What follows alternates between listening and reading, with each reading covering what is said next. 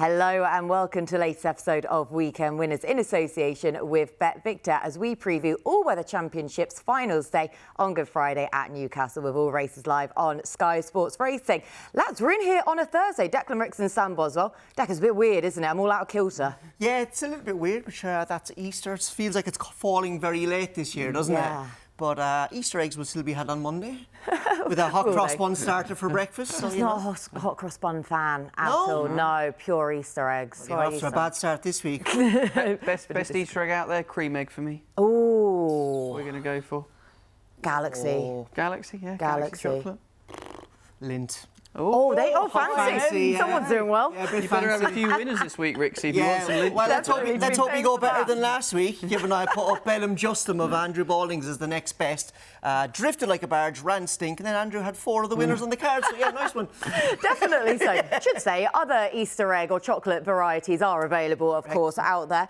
You came very close last week as well. Not to remind you. I was going to say, Johnny Burke, I thought gave Clark Kent a really good ride, but it was Superman Harry Cobden, wasn't it, that pipped him on the line and gave another Willie Mullins runner a brilliant... still going on about it in the office this morning. I was only beating a short head. Official winning distance was a length, and they won it on the snap. All right, Deck. Thanks, mate. Yeah, I was a bit sore, but look, each way money landed at least, so there we go. Something back from last week. You'll leave the jumps there, better than me anyway, lads. Ditto. Ditto, yes. Right, we'll leave the jumps there for now then. Flat and all-weather action to It's really weird, isn't it? Like, we're Cheltenham, then we're... Aintree. Then we're Doncaster on the flat first, then we're back to Aintree, now we're back on to flat again, now we're on the all-weather and we're back to flat. Yeah, exactly. Back to it again. Hopefully by the Guineas meeting we'll have found our rhythm. Variety is the spice of life, just like our choice in Easter eggs, lads. So nicely done. Right, before we get stuck into the action properly, a reminder as ever to please do gamble responsibly. Our tips are not guaranteed to win,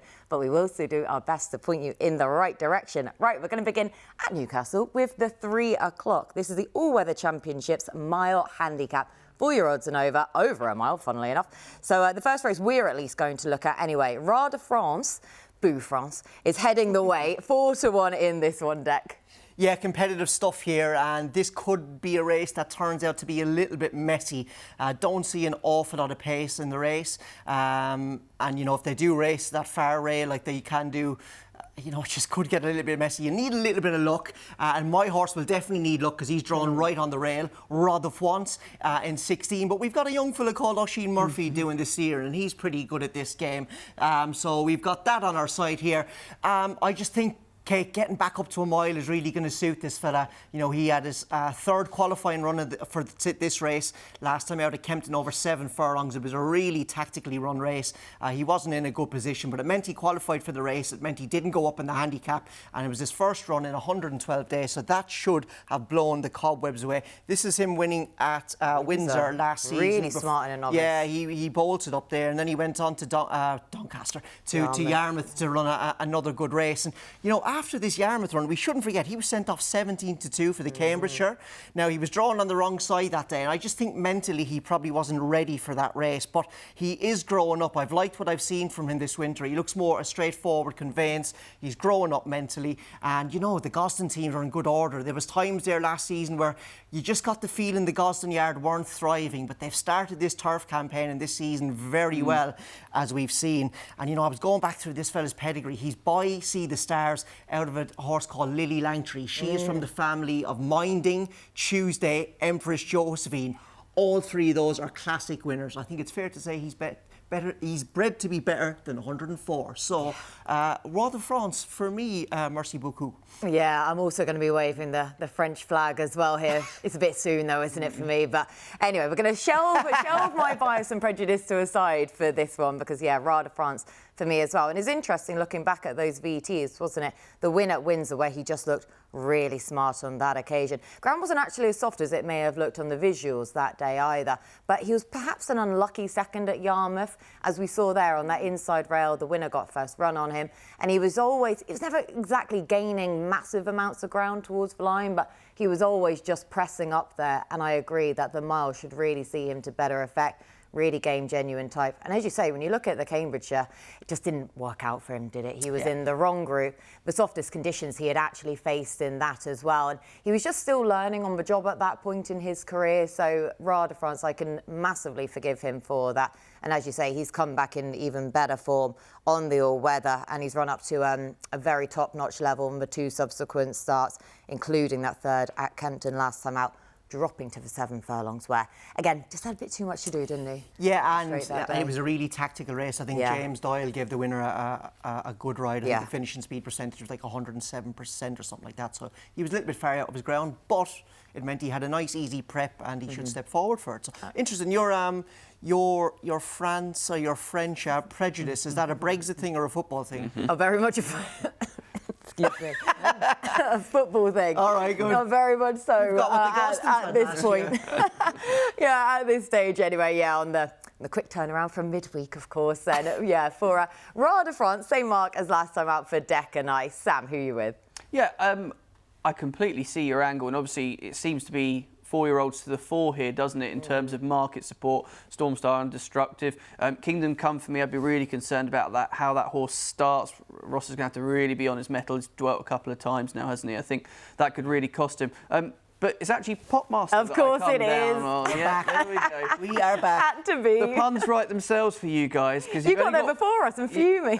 See, this is where now I was hoping producer Ben would stick in the Pop World photo, but maybe we can do it in the edit, I'm not sure. Maybe we can. Or maybe I could give you the educated argument, Dec, as to why 11 to 1 looks a big price each way, I thought here. You look at the form with the favourite, who I've got a lot of time for. I think it's interesting. This run's going to be, when last seen at Lingfield, I think Tyrrhenian Star, one of the best-looking horses on the all-weather, wins the race, and then William Haggis's horse in second actually goes out to Meydan and finishes 3rd in a decent contest. Now, it's not so much this race that I'm particularly excited about or thoughtful of, but if you go back to the Kempton runs, now, your fella who beat him that day definitely had to overcome some traffic issues, but then they ran both behind Poker Star, and there really wasn't a lot between the two. And obviously this is a handicap since the all-weather championships have shifted, and I just thought of the weights. Popmaster was a really big price at 11 to 1, and if you like the favourite, which I do, I just thought Popmaster, the older boy in here in comparison to some of these, could put up a really, really big effort, and I thought, double-digit price, that's an each-way play for me. For all I like the favourite, he's getting a little bit short in a competitive race. It sounds like we've got the right form line at least. Reverse forecast then. Yeah, exactly. Yeah, hopefully so. Anyway, that would be a nice one, wouldn't it? Popmaster is at 11 to 1, Roi de France at 4 to 1. I'm just glad you haven't disappointed us. And it is, just to break down the 4-4, it's our WhatsApp picture for the weekend winners group is... Sam's aftermath of his night in Pop, which is about over a year ago. One day we'll get a different joke for the show. Exactly. We still haven't forgotten. We never will. Right, moving on to the 3:35 at Newcastle now. This is on to the sprint. We have last year's winner, 5,000 to 1, back to defend his crown, now in the care of Tim Eastby. Sam, am I right in saying you tipped him up to win this last year? Oh, great shout. Yeah, we'll claim it. You're in better form now all of a sudden. I'll claim it. Because I'm tipping up again this year, up against Marshman and Diligent Harry in the market. I think the 3 runs since moving yards have very much probably been appointed towards this race. And don't forget, this year had to overcome what I think is probably not where you'd want to be at Newcastle, in behind a wall of horses is probably a bit excessive, but, expertly guided here to victory, and that's what I'll be hoping for. Again, now, you tend to want to be drawn high or low, I believe, for Newcastle for these kind of trips, having tried to catch back up on the all-weather form, and he's got a nice draw in that sense, so I've got no concerns about that, and he managed to do this, I thought, really impressively, around a similar kind of mark now for this race once again. So back-to-back wins for me, definitely not beyond this horse, and I think it's interesting Oisin Murphy keeps the faith.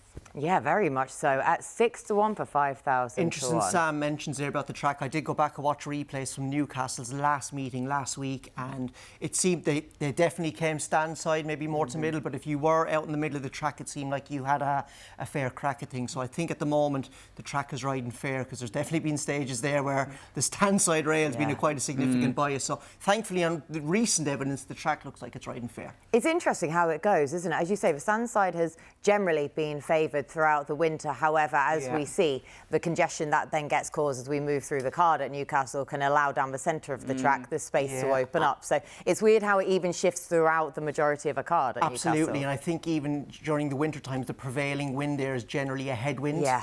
I can't remember now. Is it a northwest wind, a headwind? And there's an easterly wind forecast tomorrow, which is a little bit of a tailwind, so it's pushing them home. So generally at Newcastle, I think you need to be covered up. Maybe tomorrow, horses on the front end could take a little bit of catching because there's a little bit of a tailwind forecast. Do like a little weather feature. Well, look, I'm trying to get Very Lucy good. Verisami on the show for 3 years. We don't need her. We don't need her. We've got You're you. with me at the moment, but you know. What's your viewers to like? We've got you instead. Yeah, well, there we go. Probably not as easy on the eye, but there you go. 5,000 to 1 then. It's 6 to 1 though about him to defend his crown. Now the horse I like in here at the prices is Badri at 12 to 1. Now we know he's an older boy now. He's an 8-year-old, but we've got a whole load of horses in this race that are coming here in good, consistent form. He's been in great form so far this year. I do agree that I think that Marshman is the horse to beat, but 11 to 2, I mean, to be honest, that's probably a fair price, really. 11 to 2 about him, but 12 to 1, though, just too much for me to resist about Badri. Winning at Southwell, second then at Newcastle over 5 furlongs. Last time out, went back to Southwell, back up to 6 furlongs again. Sent off as favourite. Now, he only finished 6th of the 11 that day.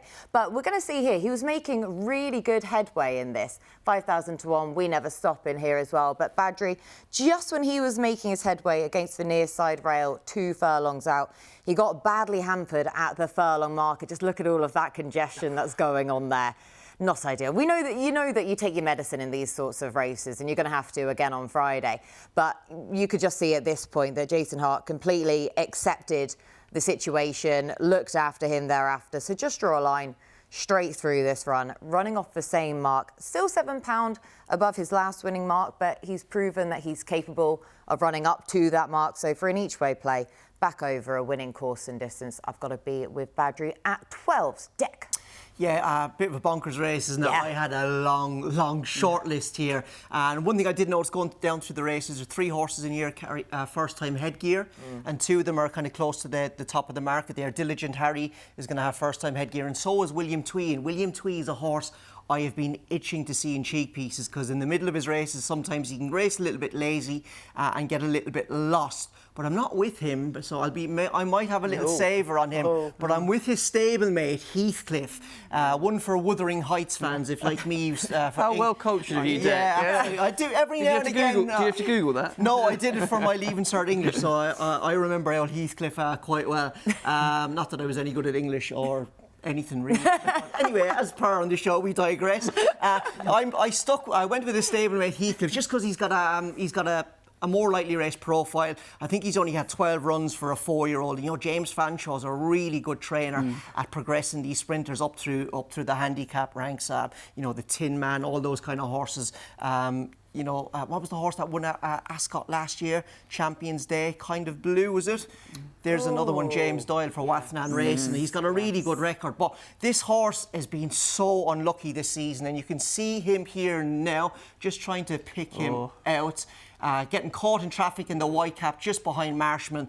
And, you know, he's had a really unlucky run this season. His last time out run at Kempton, he stumbled coming out of the stalls. Meant he wasn't in a good position in a tactical run race. And he also got really caught up in traffic, one out. Things haven't gone right for him. But I'm going to take a positive approach, because that means the handicapper hasn't got a full hold of him yet.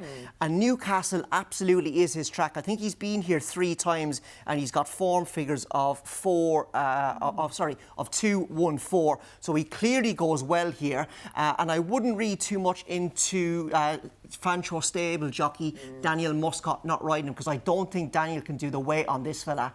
So David Egan gets to ride on a horse who likes this track. He's in form, and I think he can go close if he gets the luck and running that you need in this kind of race. 13 to 2, and it is, like I say, it's a bonkers race. There are a whole load of horses that have been unlucky in recent runs. Yep. We're siding with a pair of those as well. I hope that the luck just switches around then in the sprint handicap. Do let us know who you fancy for that contest in the comments section below. And whilst you're there, also subscribe and hit the bell notification so you never miss an episode. Right, on to the 407 now. The all-weather Easter Classic middle distance handicap, 4-year-olds and over 10 furlongs. Glenbuck, the current favourite at 7-2, Dec. Yeah, another competitive race. Yeah. You know, and I think that is just really the key feature of this weekend. You know, it's seriously competitive race and racing, lots of handicaps and good prize money, and you know there was loads of horses in here with a chance. I did notice Jane Chapel-Hyme has got 2 horses in here, Claymore and Salamanca, and Claymore now runs in her own colours. And I'm just wondering, could he be on pacemaking duty for Salamanca, who looks to me like a horse who's crying out for an end-to-end gallop?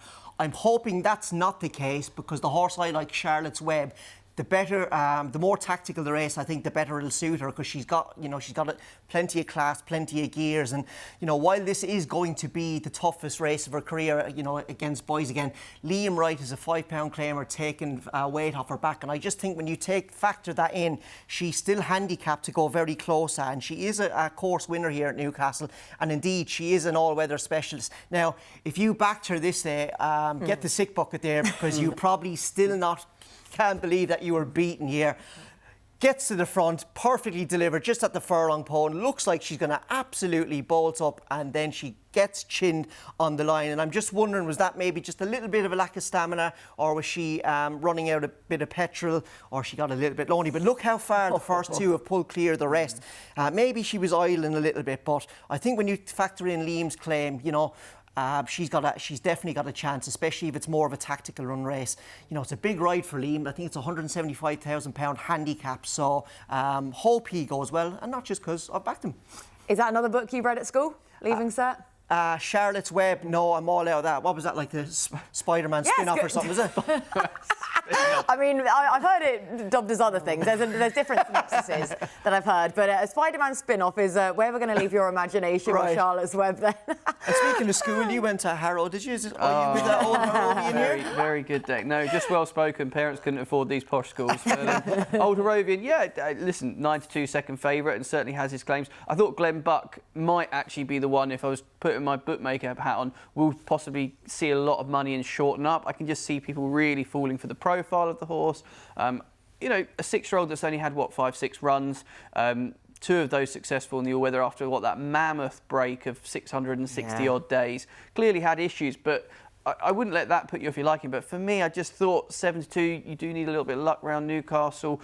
Yard are going well, but at the prices, I thought last year's second Penzance was again a little bit overpriced. And, you know, you take the favourite out here, you can really look at start playing anything each way with these kind of races. And he ran a cracking race here, and I think going from the front is always a hard thing to do, especially in these races where there's so much depth to them. And we're watching him here for the horse watchers, and I kind of assume this has been the aim really, to come back here, and warmed up with a nice win at Chelmsford last time out, and is very competitively sort of handicapped, I think. And could you argue this year's renewal, is it as strong as last year's? I'd say they're similar kind of contest. Maybe last year's was a little bit stronger, but just worn down a little bit. But shows a great attitude to really battle on and rally for second here. And look how far clear they all pull, you know, in a competitive field like this. I thought that was good form. I assume this has been the target, and I thought that's a nice each way price at 8-1. 8-1 about Penzance for all of us Cornish kids out there as well. I was going to say, Kate, nice. One for you, you know. Exactly, yeah. Pretty much getting towards the proper end of Cornwall as well, Penzance. Yeah, cracking place. 8-1, though, for your selection in the Easter Classic. I'm going to be less original. I'm almost hoping that that influx of money does come about Glenn Buck here, because 7-2 I do think is a very fair price. So I want to be taking advantage of that right now if he does have any sort of market contraction by any means. But as you say, I just hope that he continues to reward connections, patience here, because he is now a 6-year-old, but he really has been proving that, because he's just got the 5 career starts. He's won 4 of them. The only loss coming when he was 3rd on handicap debut in November at Wolverhampton, but soon got to grips with handicaps, won his subsequent 2, including last time out, winning at Southwell when Upton tripped to a mile 4 for the first time, and winning easily as well by over 3 lengths off of a £6 higher mark than his penultimate success as well. So he just looks the type to continue go on progressing, and you just thought he looks a pattern calibre horse. The form stacks up as well. The penultimate start, he beat subsequent winner Old Harrovian, who reopposes here, and Glenn Buck just looks like the type to go on improving past the mark of 97. No worries for you about the drop down to 10 furlongs. I did like him, but he looked like he needed all of the trip to get on top of them late there. Yeah, potentially there might be the trip that sees best in him, but off this mark, I just think he's that versatile. He's got enough of a turn of foot. I know, like I say, that he looks as though he's doing his best work at the line and getting it really well, but I'm not perturbed by that whatsoever. Well enough. Perturbed. Lovely word, isn't it? No idea. Perturbed, though, I am not about Glenn Bucket here at 7-2. Again, do let us know in the comments section below who you fancy for the Easter Classic. Right, we move on to the 442 now, the All-Weather Championships Marathon Handicap. 4-year odds and over 2 miles. Now, of course, this had a bump in prize money as well. Now worth £175,000, 90k to the winner. So, Dec, do you want to go first again? You've been going first on a lot of these. Yeah, no worries. Battle of the Legends here at the top of the market. Yes, Roaring Legend and Wonder Legend. I'm wondering, Sam won't thank me for this now, but if you can get into the bookmaker and maybe look like you've written Roaring and Wonder at the same time, you'll get thrown out, Declan. That's what will happen. Potentially get play. Look, it's worth a shell. As if you've never tried it. No, I'm a bit rough around the edges, but I'm not that rough. Roaring, I'm just with the fab in this race, Roaring Legend. Look, it's going to be tough off top weight, off a mark of 104, seeking his fourth win on the bounce, but he's such a likeable horse. And he's got plenty of gears and plenty of class. And this is him winning at Wolverhampton earlier in the season. And look, he's likeable. Look at his head carriage there. Yeah. It's down on the ground. He's given his jockey everything. And what I really found interesting as well is Hugo Palmer, they were half maybe hoping for an invitation out to the Dubai World Cup. Which is really interesting, which suggests they really think this guy is a group horse and a handicap. Now, that was plan A, so this, by the sounds of it, is plan B. So just keep an eye on the market and see how they go, because that yard is a yard I think that get the market right. There's a couple of horses I backed there before and they've drifted and they shouldn't have been at the price they were on form, and they ran accordingly. So just keep an eye on the market. But I loved what he did this stage. You saw at the start of that VT, turning for home. They couldn't lead him long enough. He pricked his ears, and the penultimate furlong in this race, even though it was a race run at a tactical enough gallop, I think the finishing speed percentage was around 115%. He clocked a sub 11 second penultimate furlong there. So he's got gears and he's got class, and he's won at this track. It will be tough off top weight, off his mark, but he's got plenty of class, this horse. And by the sounds of it, if he wins here, they'll be eyeing up a run in the Melbourne Cup later in the season. But that is November, and we've got a long time to go to then. We definitely do. 3-1 about Roaring Legend. I really, like you say, I love his attitude. The fact he's got no other horses around him, but he is pinned back and trying his hardest. And probably too hard, given, because he's the handicapper's dream, isn't he? Because you know exactly what he's given you. But we'll see how he goes. 3-1, probably as short as I'd like to go in what's a competitive race. Yeah, really competitive race. Loads of informed horses in this one as well, Sam. Yeah, I'm sure Roaring Legend seems a lot happier, doesn't he, without a hurdle in front of him these days. He wasn't a fan.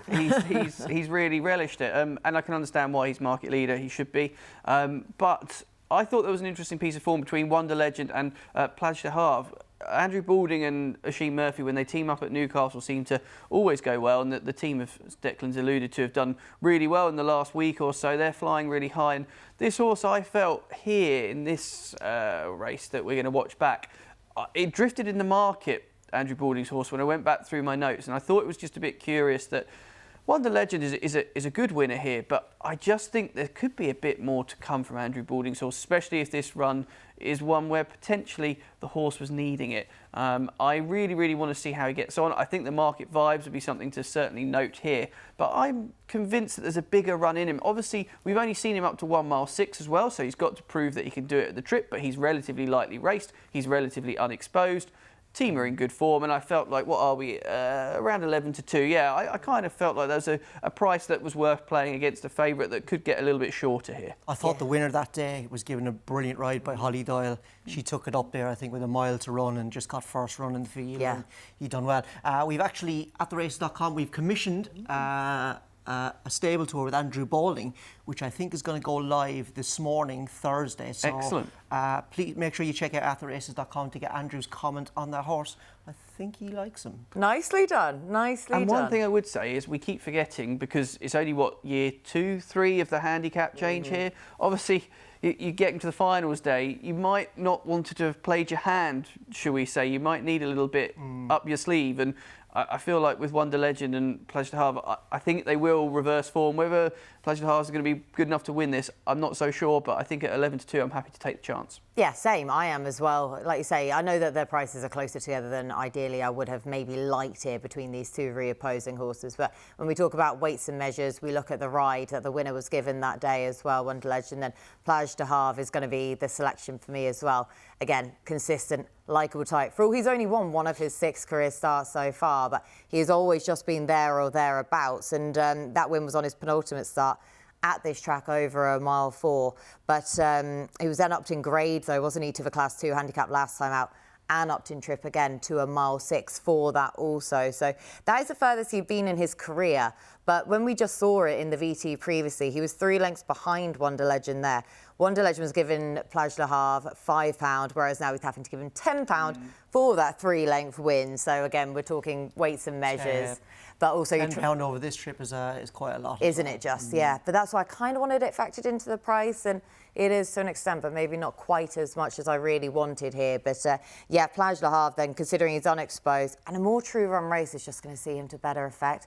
I know the trip's still a question mark for him, but the way that he was coming back in that most recent start, I'd have to side with him in the hope that there is still more to come. So 11-2 for Plage de Havre for the pair of us two. Do let us know again in the comments section below who you fancy for the marathon handicap, as the 3 of us head over to the sofa to give you our best bets for the weekend.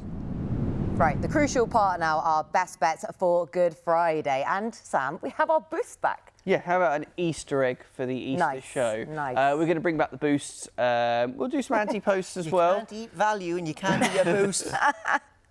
A boost cream egg, boost Easter egg. There you go. Again, other eggs are available. Yes, we brought the boost back. We're going to do some anti-post boots as well. We'll have a bit of a road to Royal Ascot maybe when we get a little bit further down the flat season. But let's get some boosts, shall we, for this week? And we'll do all 3 of our naps. How does that sound? Yes, it sounds very, very good. Right, Dec? Take it away. Your nap that we're boosting. My nap is going to be Roi de France. We've already discussed him in the show, so I won't dwell too long on him. But I think he'll go well for Oisin Murphy in the John Gosden yard. Just got a likeable profile, got all-weather form. This looks like it's been a little bit of a plan, so he will do for me. The next best, and I'm going to go to Chelmsford, the 4:30. Okay, and I'm going to have a little bit of a flyer here on a horse called Perfect Part for the Brian Ellison team. Now, she's got to take on Sky Majesty of the Haggis yard, who was very good at the back end last year, and she'll take a little bit of beating. But I like Perfect Parts running the Camage at the start of the season against the older boys. You know, I thought it was a big run. I think it looks like she's taken a step forward from 2 to 3, back against her own age group here, and I think she can go well. She's bred to handle the all-weather and go on it well. She's by Memis, has loads of all-weather winners, and her dam actually won at Chelmsford. So at around 11, 12 to 1, I thought that was what price would you like? a little bit of a play for me. So that will do. Perfect Part. And then the long shot's going to be Salamanca in the Easter Classic. Like I said, I just think it's interesting. Jane Chapel-Hyme has got 2 horses in there. One of them's running in her own colours, and I just wonder, could she be trying to tee the race up for this fella? He comes here on the back of a good run at Chelmsford last time out, had absolutely no chance given he's a hold-up horse. Chelmsford is a track that always suits those horses on the front end. I think a stiffer test at Newcastle with some pace to run it will really suit. So Salamanca was interesting at a big price for me in the Easter Classic. So Roi de France has been boosted 4-1 to 24-5. Look at that smirk. Twisting my melon, man. To get him back for his suggestion earlier on the show, mentioning that he should try and write the 2 legends down and confuse bookmakers. Exactly. This is your punishment. You know what? Trader's going to get you. I was so glad when Sam put into the group that the boosts were back, just to irritate Rixie more so than anything. Just go 5-1. Get on with it, like, come on. 24-5 it is. So make sure then to scan the QR code or head to the website to take advantage of that boost on Dec's nap. Sam, your own nap. Yes, already spoken about all 3 of mine, but let's just reiterate, because I think Plage de Havre is a really intriguing runner in that marathon. I think feasibly handicapped to reverse the form from last time out, and I think can get the better of what looks a really good favourite and a worthy favourite, but at the prices, I just felt Andrew Balding's horse, a team that are on fire, Oisin Murphy, they both seem to team up to good effect at Newcastle. I think this will have been the plan, and first time at 2 miles plus. So we shall see how we get on there. But that was my nap. My next best, 5,000 to 1. Again, this horse coming back for another year. Tim Easterby will have had the horse surely aimed for this particular target. Asheen Murphy rides. There's a lot to like. The draw, I think, is going to be helpful if there's an issue and you need to be drawn high or low. I think that's at least going to tick that box. And I'd be if he gets a kinder passage than last year, might win even more impressively, who knows. And then my long shot has got to be Popmaster. I definitely think there's a little bit of juice in that price. Anything double digits or bigger, I'll be playing each way. If you like the favourite, I think you've still got to have plenty of respect for Popmaster, and at the prices, I think he's a play. Nap being boosted though, and I'm really pleased as well because I agree with you about Plage de France in here as well. Plage de France, Havre, apologies. I'm getting both of your naps then confused here. 7 to 1 because I was saying about the reopposing form line with Wonder Legend as well that I would want that bit of a bigger price just to factor in. I know the weights difference, but for that 3-length beating than last time out. So 7 to 1 is looking a far more feasible price, I thought, from 11 to 2. Should have gone like something like... I'll let you work the maths out, Dec, but yeah, clearly I'm trader's favourite at the moment. Like maybe 43 to 7 or something like that. For quick maths. Don't give up the day job. No, I was going to say, thank goodness you're not a trader. Everything would break loose. 7 to 1 about Plage de Havre for Sam's nap. Now, my own nap that we're going to be boosting in this one is going to be Glenn Buck, who, of course, goes in the Easter Classic, just a 6-year-old. Well, actually, I should say is a 6-year-old with just 5 career starts to his name, winning 4 of them. The only loss coming on that handicap debut and finishing 3rd. But he soon got to grips of handicaps, won his subsequent 2, including last time out, winning at Southwell and winning easily as well. And he just looked tight on that day to go on, continuing to progress. And you just thought he looked a pattern caliber horse. So 7 to 2 about Glenn Buck is the main nap for me. Rada France then is going to be the next best bet in the mile handicap. Again, a horse that looked a potentially smart type as shown with his novice win that we were looking at earlier on. An unlucky second on a handicap debut, but he still looked a horse you wanted to keep on side. Of course, just draw a line through his Cambridgeshire run, but he was just too inexperienced at that point in his career. But he's come back to much better form subsequently, and I'm still expecting to see more from Roi de France at 4 to 1. And Badri is going to be my long shot. I know 12 to 1, but in the sprint handicap, I thought that Badri was going to be the most wild long shot I could really go for on this day, to be honest. And again, he is an older boy, as I said earlier on, being an 8-year-old, but he's been in good form this year in 3 runs, winning at Southwell, 2nd at Newcastle, and again back at Southwell last time out. He was hampered, draw a line through that. Same mark, back at a course and distance he's previously won at as well. So Badru as the long shot. But again, we are boosting my nap. It's going to be Glenn Buck, who 7 to 2, now 4 to 1. We'll take it. We will take it. 4 to 1 about Glenn Buck, because as you said, Sam, wouldn't be surprised if I think he goes short than 7 to 2. Yeah, Yeah. He's going to be the sort of horse that people will latch onto. That's why I think there's a fair argument to be made for his chances. Do you know what I would have priced that up at? 17 to 4. Sat there working that out all that time, eh? This whole time. I was wondering why he was so quiet for once. Yeah. So 4 to 1. Definitely will be taking advantage of that. If that market does start to shift in his favour as well, then 4 to 1 could look a very nice boost. Again, do scan the QR code or head to the website to take advantage of that boost. And both of the lads and naps being boosted as well. But lads, that's everything from us. So a big thank you to the pair of you for all of your hard work. Happy Easter as well to the pair of you too. Enjoy your hot cross buns. Yeah, and to the viewers as well. Hope they all enjoy so. chocolate if they choose to celebrate in that manner. Definitely. So, I mean, what's a holiday if it's not just to eat chocolate? Yeah. Correct.